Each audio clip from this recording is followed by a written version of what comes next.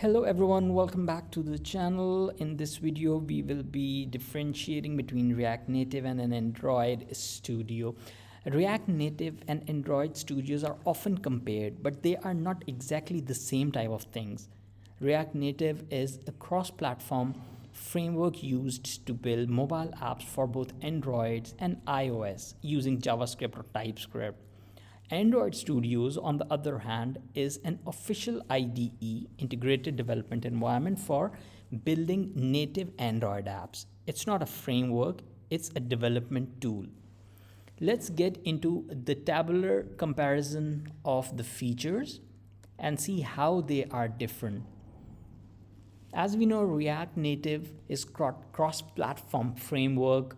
On the other hand, Android Studio is not a framework, but it is a native Android development tool. React Native has the platform support for both Android and iOS, whereas Android Studio is for Android only. React Native is programmed in JavaScript or TypeScript.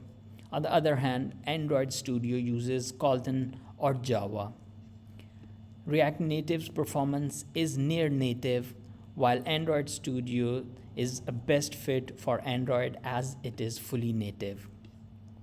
React Native is good for startups and cross-platform apps, whereas Android Studio focuses on Android apps only, so it is high in performance.